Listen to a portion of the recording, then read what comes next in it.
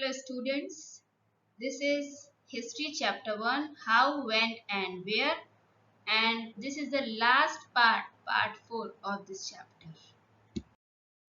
So now we will know that what were the importance of survey during colonial period or British period. During colonial period, another important things were done, that was survey.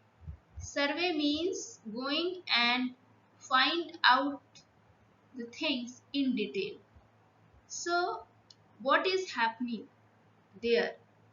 So, we go to do a survey to know in a very detailed manner about Indians.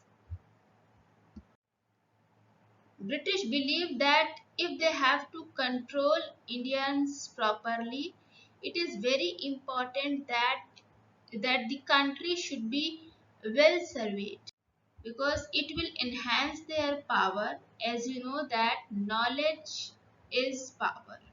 So what they used to do in a survey, for example, if they study about a place, so they study that what are the boundary of the place, what are the different way to reach that place, how is the soil fertility of that place, what type of populations are living there, what are their caste, which language they were speaking, what kind of things they used to prefer to do, what are the different occupation done by the people living in that particular place, what are their pastimes, how was the houses constructed there, whether they have underground drainage system or not. So all these things, when they study, this is called survey. So they used to collect the data on various aspects and they recorded them. So the question would be arise in your mind that what was the importance of survey? Why they forcefully give importance to the survey? So British had to control from top to bottom, from Jammu Kashmir to Kanyakumari. So for them it was very important to know that what are the different types of land found here, which one is fertile, which one is barren, where is proper water supply, what are the different seasonal patterns found here, when there is a rain, rain break. And so all these things in a detailed survey were initiated by the British. So in order to find out all the suitable things for them, they did survey in a very detailed manner of whole country. Okay. All these records were maintained, and after 19th century, in every 10 years, this has to be updated. So in this way, census has come into existence. So every 10 years they start checking and revising their data. The means at a particular place, how many people increase or decrease, um, how they change their occupation, what are the caste, what are the creed, gender, at a particular place living. So all these data they also revised.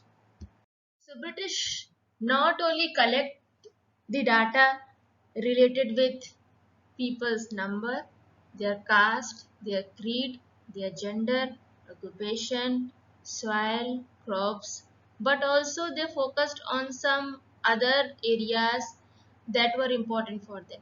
Like they survey about the botany. Botany means plants, that what type of the plants are grown here, what are the suitable climatic conditions for to grow it.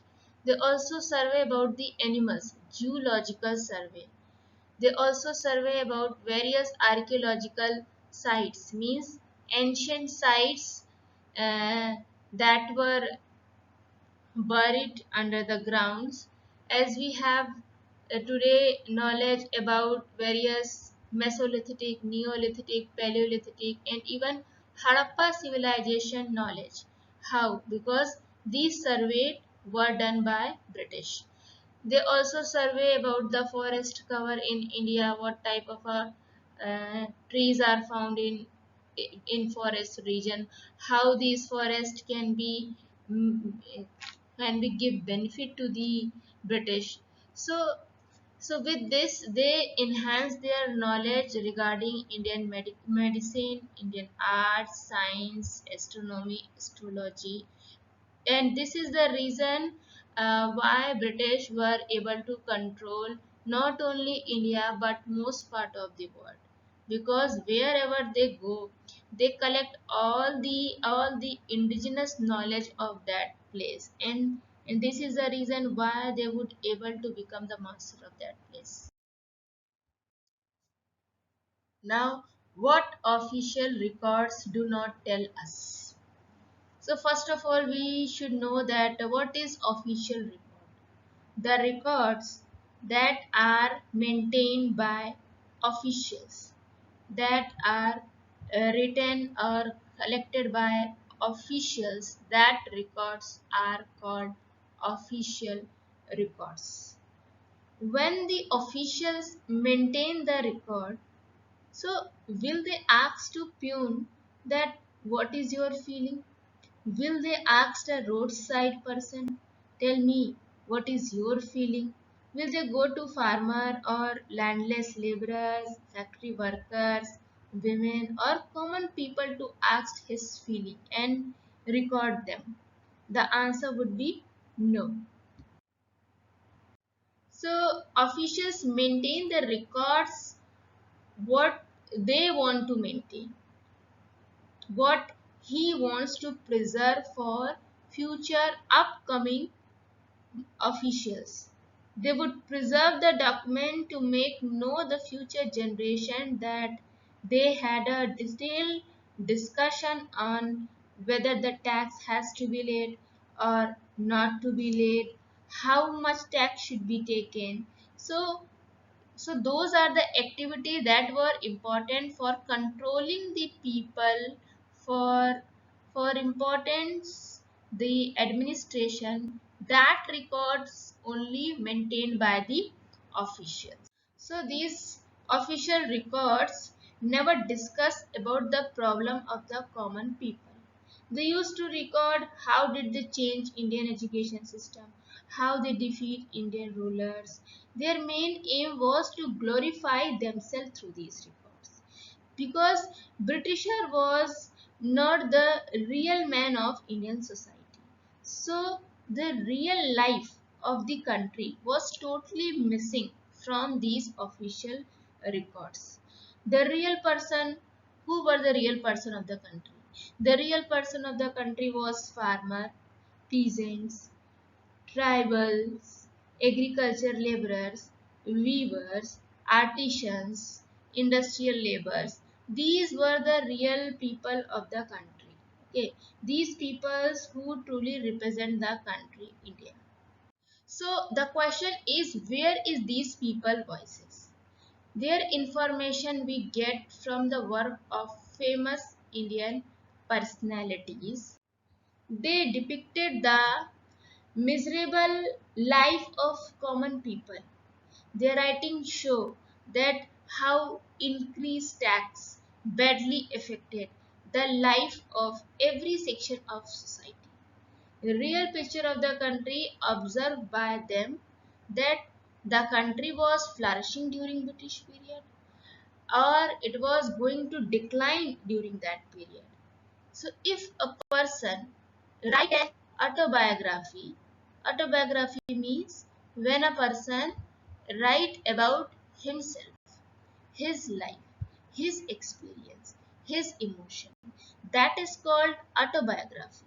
So when a person write an autobiography and if he find a incident that was deeply affected to him, so definitely he point out his experiences in his autobiography.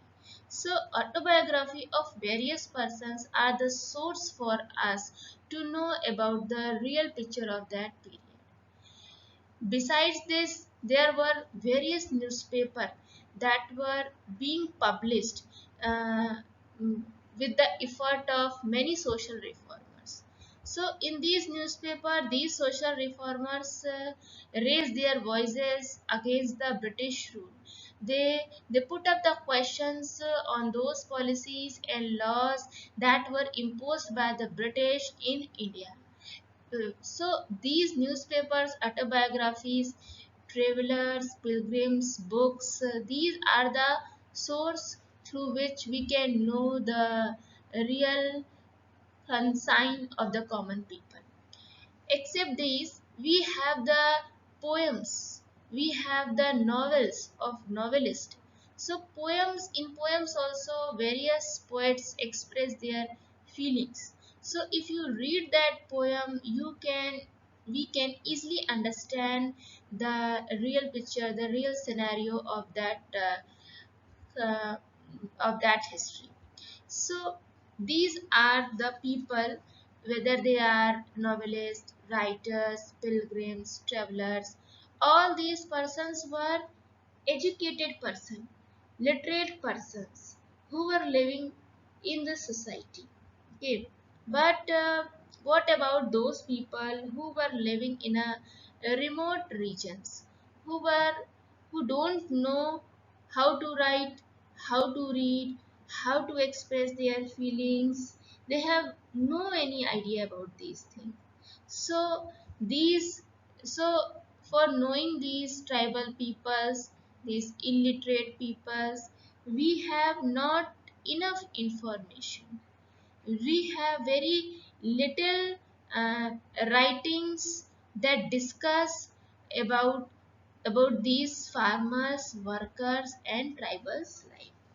So with this, we have finished these chapters, and once again, I would like to say you that that I have given to you this chapter into 4 5 videos. So to for your better understanding, you should listen all the videos once again. Thank you.